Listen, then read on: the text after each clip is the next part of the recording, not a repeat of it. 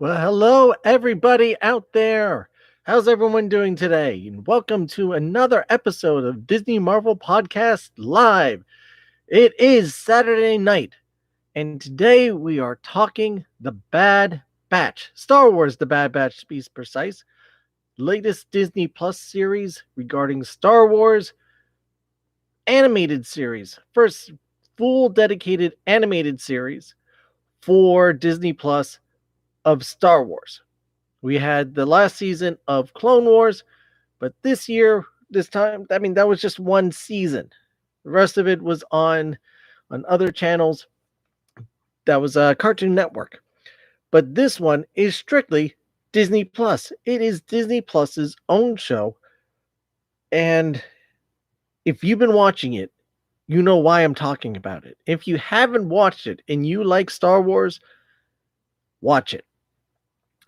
Particularly if you've seen if you watch Clone Wars and you watched Rebels, then you should watch this one because it's an intense and really nice episode, and you really get a good sense of the progression of the story, and not just the story of from the Clone Wars.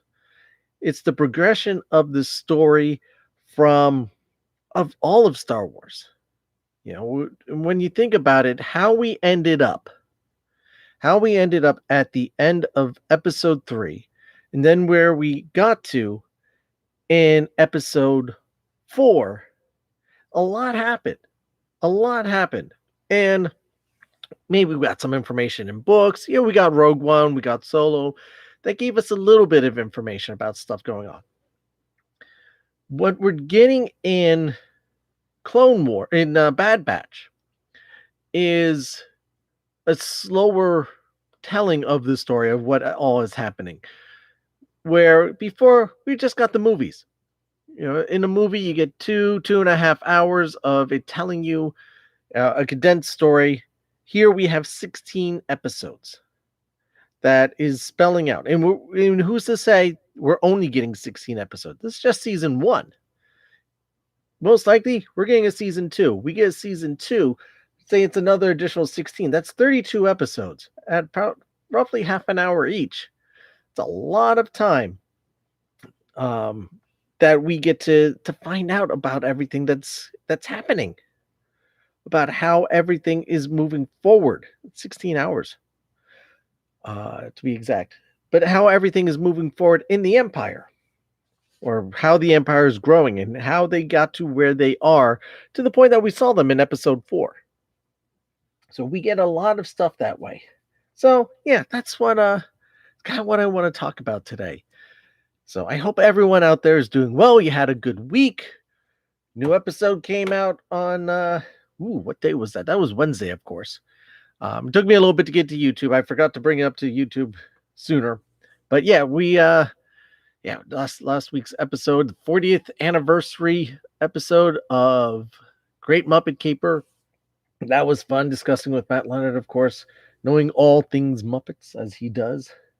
And I always love discussing the Muppets because I love the Muppets too.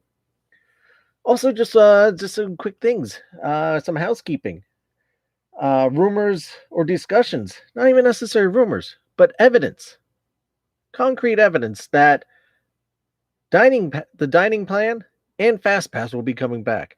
Fast Pass kiosks in Walt Disney World have been seen and emerging and being uncovered, unveiled, woken from their slumber. So that will be coming soon. Soon, I'm hearing. It will be sooner than we think, which will be nice. It will be nice to get back to Fast Pass. The lines are growing and growing. Supposedly they're moving well. That Disney is doing a good job keep things moving, especially since they're being allowed or allowing the vehicles to be loaded to full capacity and running the attractions at a better rate, more of a typical rate that they would run the attractions. And the dining plan will be coming back. Disney themselves said in a blog post that they snuck in there, oh, don't worry, we didn't forget about the dining plan. It will be coming soon. No idea when. My guess would be Fast Pass is coming before Dining Plan, and hopefully the Dining Plan's not far off. I would not be surprised if we see it by October 1st. I hope we see it well before that. Personally, I'd love to see it by August. But more restaurants are opening up. Food capacity is starting to flow and be more consistent. They're being able to stockpile things better. And again, like I said, they're opening up more dining locations. Majority of them are opening up. So that all signs are pointing to the dining plan coming back. Again, it is a loss leader program for them. And what that means is that they're not making as much money off the dining plan as everyone may think. Some people they do pretty good on if anyone's just going for quick service and just the smaller things. Other people who take more advantage of it, going to the signature restaurants, pardon me, they don't fare quite as well, obviously, because it's a fixed price. And if you go to the California Grill, I mean, yes, you use 2 dining credits, but even at that adds up pretty quick. And now that they've added in adult beverages on that too, you make a lot of money off an adult beverage. If you're talking about a $13-15 drink, it does not cost them $13 or $15 for that drink, even if you're getting a souvenir glass, say at Olga's Cantina. Um, and you get the $24 or $22, whatever it is, drink that is available. It does not cost them that much money, even with those mugs. Those mugs are nice. I have one of those mugs, and they are a nice ceramic, well crafted mug. So maybe that costs them $3, even $5 at most. So now you're talking $17. Whatever they're putting in there, which is a pre-made concoction, does not cost them $17. I'm telling you, it does not. So yeah, so you got a number of different things available there.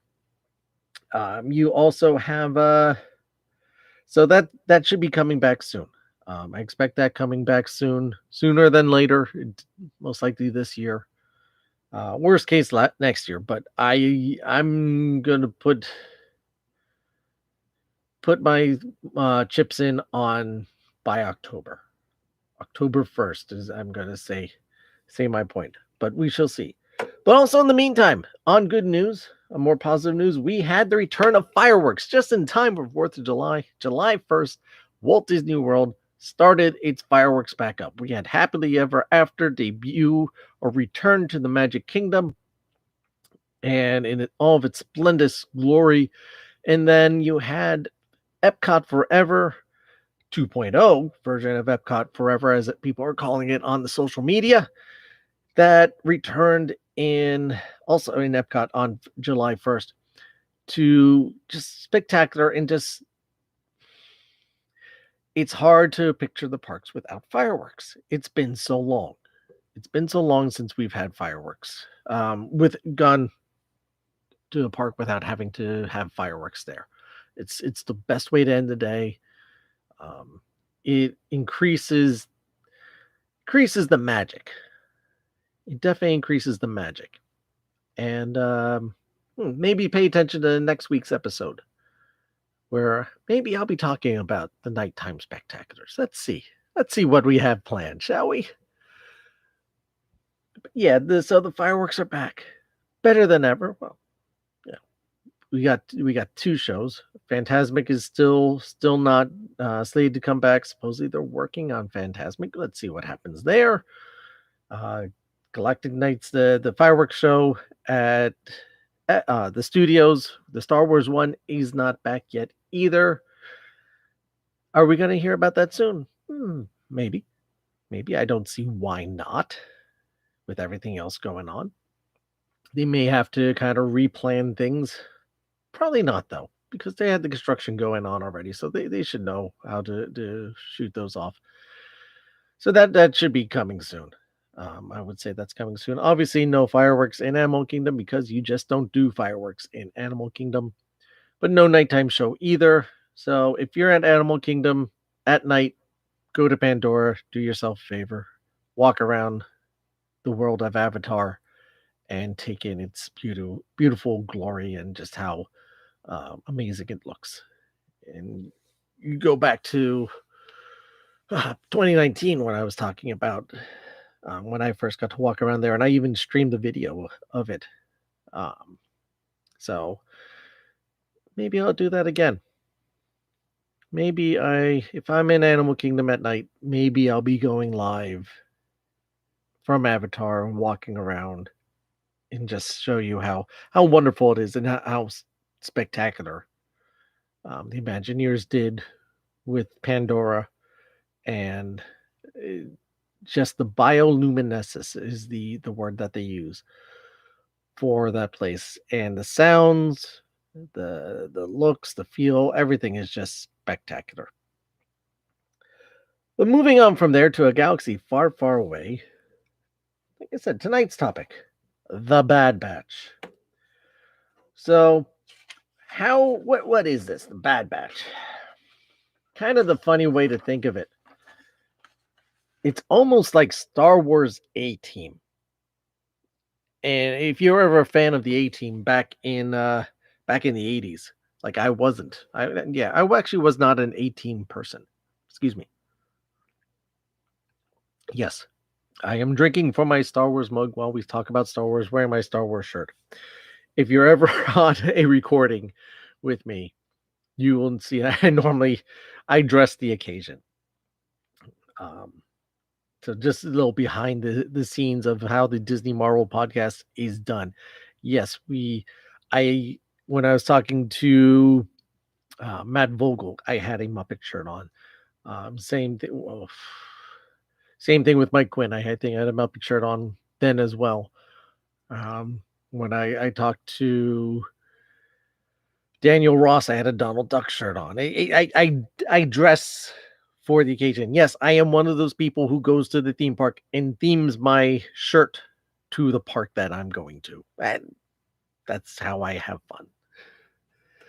But yeah, the Bad Batch. Kind of the Star Wars A-Team, where you have a group of elite soldiers who have been misplaced in society or what society is becoming. And they have to find their way.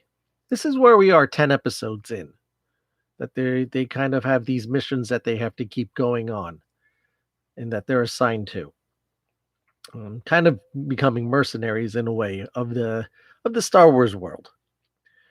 And you have six main characters. You have Hunter, who is the leader. You have Tech. Strangely enough, is the tech guy. They don't, they're not hiding anything there. The names fit the characters. Wrecker, who's the big strong guy, kind of goofy. You have Echo, who, if you followed Clone Wars, the animated series Clone Wars, you would kind of know who Echo is. He was left behind, thought dead. The Bad Batch came in. They actually appeared in the last episode. Not last episode, but the last group of episodes of Clone Wars, the final season, the final season, not the season where they got canceled, but the final season that was just released on Disney Plus last year. So Echo was found to be alive, and he became part of the Bad Batch. They, fixed him up. He's got a lot of bionic parts to it. He's kind of the odd man out, as it were, because as I'll explain in a moment, there's something unique about the Bad Batch. You have Crosshair, he's the sniper guy. So that's your main group of Bad Batch. And then you have the character of Omega, who is your introductory character. And kind of the focal point of the story. She's kind of the focal point. But what makes the Bad Batch so special, particularly Hunter, Tech, Wrecker, Crosshair, is they are, as the people in Camino will say, the people who created the clones, case if you're not familiar with, there was these long neck weird things with like little tennis balls for heads and super long necks that walked around in the Plants Constantine storm. They're the ones who created the clones from a guy called Jango Fett, who gave his DNA, and he asked for a clone to be left perfect. That's who became Boba Fett. Sorry for any spoilers, but just there'll be some spoilers in this. I'll try not to talk too much about spoilers, not be too spoilery. But just kind of a refresher in case. I mean, come on, the original Star Wars movies came out how many years ago now? Oh, well, not the original, the prequels. They came out what started in the 90s? So 20 something years. 20 something years that these movies came out. It's kind of beyond the spoiler part now. It's kind of safe to say. So it's kind of safe to talk about those at this point, I feel. So yeah, so Jango Fett, unaltered clone, became Boba Fett. Keep that in mind because we have the Book of Boba Fett coming out in December on Disney Plus, which this show, in a strange way, ties a lot of that together between the Mandalorian, Book of Boba Fett, and now also the Bad Batch. So again, and that's something I'll get into in a moment. Yeah, so you have these clones, Hunter, Tech, Wrecker, and Crosshair. And the Kaminoans, whatever the best way to call them, who created the clones, say these ones were defective. And what that means is that there is the process of creating a clone that they do some enhancing alterations to uniform the clones and to make sure that they follow orders properly, et cetera, et cetera. Well, that kind of process did not necessarily work properly with these clones. These clones ended up being malfunctioning. Not something in the process did not go right. But in that case, they also gained their special abilities. Or like I said, Hunter's the tracker, Tech is the tech guy. He's extremely smart, works with computers well. Wrecker is incredibly strong to the point that he could push hover tanks. Crosshair is got the vision and the sharpshooter capabilities. So you got a lot of different things like that. These were supposedly the only clones. They say there's only 5 of them. Correction, 6. But there's only the 5 of these. And Echo is not one of them. Echo was a clone, and he got hooked up to a computer. He got all messed up, and now he's separate. You have enter Omega. And Omega, as we come to find out, is also a clone. And she is again another special type of clone that was created. So in the first episode, things happen. First episode picks up about the midway point, a little further than midway point of Star Wars Episode 3, Revenge of the Sith. You start this right before Order 66 is given. And the clones are helping out one of the Jedi and her Padawan. And it's Deepa Bilal. Jedi Master to Caleb Duam. Who is Caleb Duam, you may ask? Give me a second here. I will tell you who Caleb is. Because he was voiced by Freddie Prinze Jr. And if you know Star Wars Rebels, you know who his character is. And I'll tell you in that 1 second. Freddie Prinze Jr.'s character is Kanan Jarrus.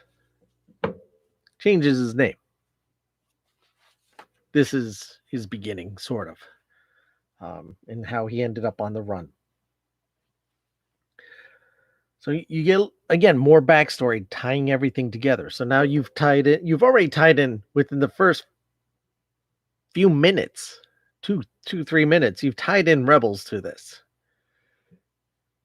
You've tied in Clone Wars with already having the Bad Batch in there, and particularly Echo. Now you kind of move forward, and they tie in some other things. You have I'm kind of going off in different directions here, but um, you have where is it? What's her name? Palpatine obviously shows up a few times. You have what's his name? Grand Moff Tarkin. At this point, he's only a general. He shows up in the first episode, so you're tied in episode 4, and he's questioning the whole clone thing. And again, this is how you see the Empire developing. Empire, the war's over.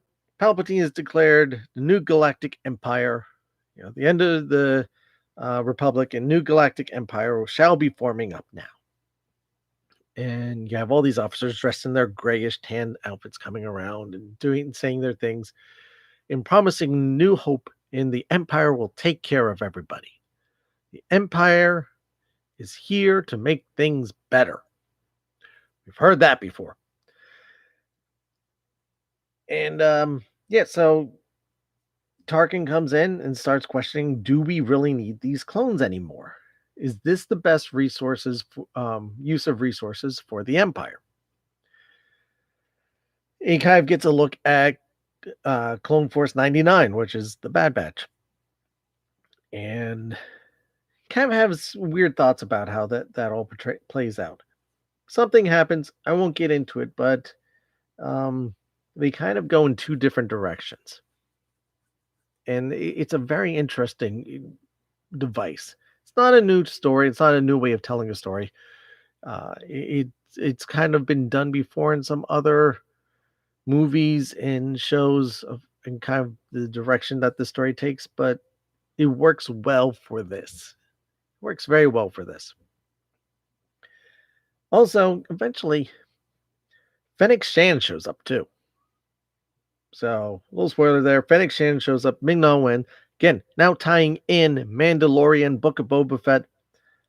You get more of Fennec Shan's backstory a little bit and who she is. Then you get what's his name? Toledo 360 and Bane, who's one of the bounty hunters from Clone Wars. He shows up in this too. So you get a lot. Like I said, you get characters from all over the place. They're tying everybody in, which is fantastic. Rhea Perlman is in this and plays a fantastic character who ends up kind of aiding or guiding. Her character is called Sid, and she reminds me a lot of Roz from Monsters Inc. That kind of boss type of character that it's not. It tells you what you need to know, but doesn't tell you. Tells you what she thinks you needs to know. Not everything you need to know. There's some other things going on there that she's not telling. She's not letting you know. But she's kind of keeping her information close to the vest, as it were. But yeah, so you got Sid, former Jedi informant who provides mercenary work for the Bad Batch. That's kind of how it's ran up here on the sheet that I found of the characters. You have a lot of other characters that have shown up or will show up too that are quite interesting. You start to see the Empire shifting from clones and starting hiring.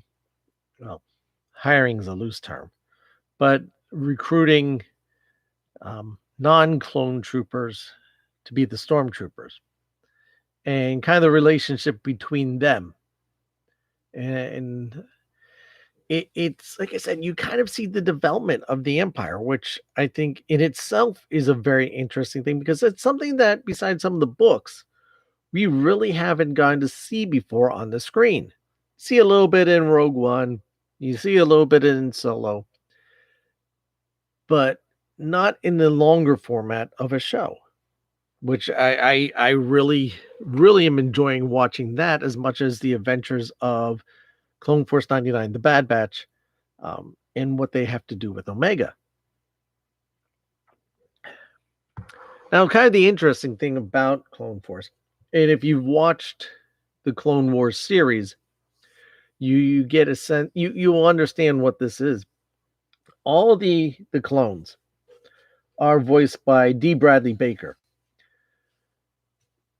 So they all kind of have a similar sound to them, which is the point. They're clones. Being the Bad Batch or Clone Force 99 are unique in their characteristics because they're cloning that's gone wrong and they're defective. The personalities are very different and the voices are very different. And he does a fantastic job making them sound similar but very different at the same time, if that makes sense. So Wrecker's a lot more jovial and loudmouth, or Hunter's smoother and kind of cautious in the way he talks. And Tech is very matter of the fact and, dare I say, nerdy. I guess, nerdy is a good way of putting it. And then who else you got there? Echo's kind of got he's more just sounding like a regular clone. And then Hunter's got this interesting way about him. And I think I was mentioning this to Dan Z that something happens in one of the episodes where he ends up getting his face covered and he's speaking through a respirator type of device. And he sounded to me like, pardon me, kind of like Cobra Commander. If you can picture that or think, hear that voice in your head, it's kind of like a Cobra Commander sound. And that is, he does a fantastic job. And then any of the other clones and stuff that it shows up, you hear that.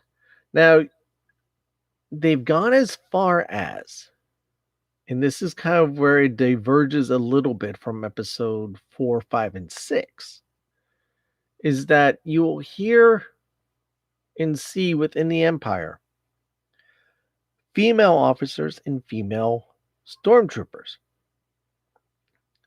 That's not something that you had in those movies, but they're now incorporating it into the canon, so back-ending it in, because this is prequels to the original trilogy movies.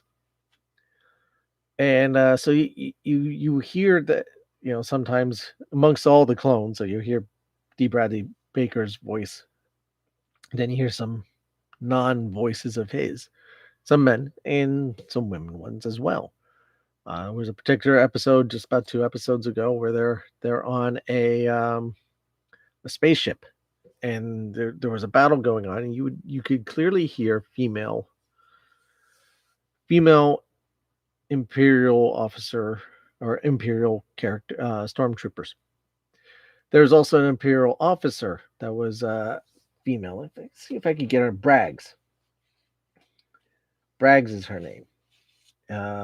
Voiced by Shelby Young, who does is very interesting, very fantastic seeing that character standing up and again declaring to this planet that the Empire is here to be your friends, as she's surrounded by stormtroopers, and there's stormtroopers all around the people gathered listening to her speech.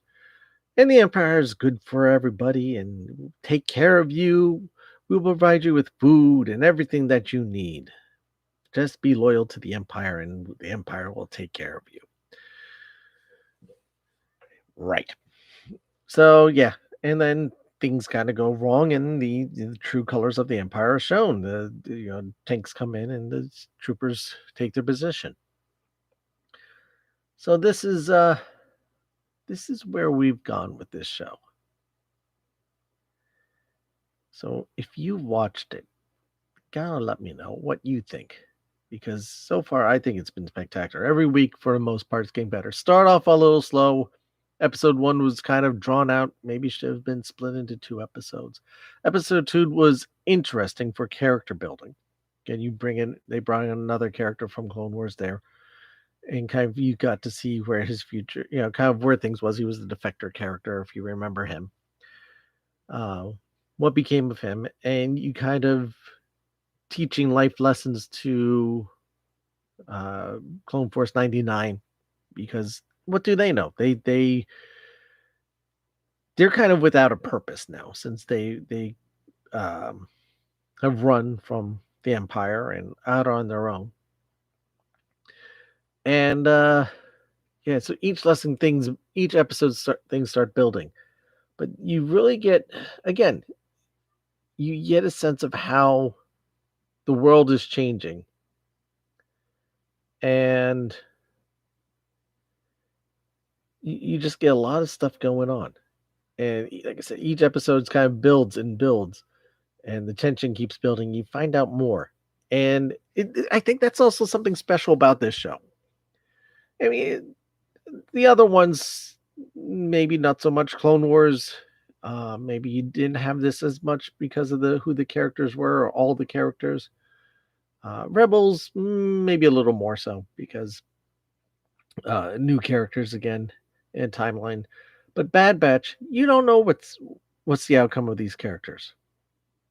You don't know what's going to become of them. Um, so it's kind of like a fresh breath of air in the Star Wars universe, because you'd like to think everything will be all right, but at the same time, that may not always be the case, because they've kind of led you down some roads at some points already that make you think maybe not everyone comes out okay. Maybe not all the good guys win. And we don't know that yet. And it's quite possible all the good guys do end up winning at some point or in some way, form, or fashion.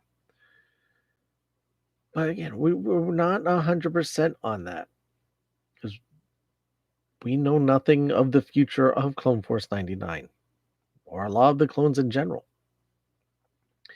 And Omega, we know nothing of a completely new character to the Star Wars universe, not in anything else. We don't know what's going to become of her. We have 6 more episodes as of this past Friday. We just had episode 10. There's 6 more to come. We'll wrap up in August, and I will make sure to do a review. I'll have to see who I could do a review with. And we'll have to see, because I so far it keeps getting better. So they got 6 episodes left, and they have not disappointed. This has been a fantastic series, and I'm so looking forward to what happens next. It's Star Wars without being the Star Wars. You're not following Jedi's for a change. You're not following the Resistance. You're following 5 guys. Well, 5 characters. They're not all guys. 5 characters trying to navigate their way through the galaxy far, far away. And I think that maybe that's, when you think about it, kind of the thing with Mandalorian too. You have this character who's not a Jedi, who's not a part of the Empire. He kind of this guy making his way through the world and given this weird task. I mean, yes, Grogu's got the Jedi powers, and the Jedi get involved when Ahsoka shows up. So you got stuff like that. So far with this, you've had Jedi in the first episode, and not so much after that. So this has been like I said, a nice change in the Star Wars universe. to get characters and stories like we have. So, all right, I think we'll just wrap it up there. Appreciate everyone coming out tonight. I enjoyed talking to you about the Bad Batch. Next week, I'm thinking maybe we're going to talk about a little Spider-Man. We got some announcements of the new Spider-Man merchandise for the new movie coming out. Hopefully, we shall be getting a trailer soon too. That should be shortly around the corner. We're reaching that point that we should start seeing the first teaser for Far From Home. Not Far From Home. That was the last one. No Way Home. No Way Home. And yeah, you got some stuff going on in Disneyland with Spider-Man too. So yeah, I want to chat Spider-Man. If you guys have come up with a topic for a live episode, let me know. Shout it out to disneymarvels@gmail.com or find us on Facebook and leave a message there too. To the facebook.com/group/Disney Marvels podcast, or if Twitter's your thing, at Disney Marvels. That's us on Twitter. Or you say, yeah, you can send a message on TikTok, can't you? So keep forgetting about the TikTok. At Disney Marvels podcast on there too. So join us out there. Keep the discussions going. And I will see you next Saturday night live on YouTube. Have a great night. Happy Independence Day, everybody. Be safe, be happy, have a magical, magical week.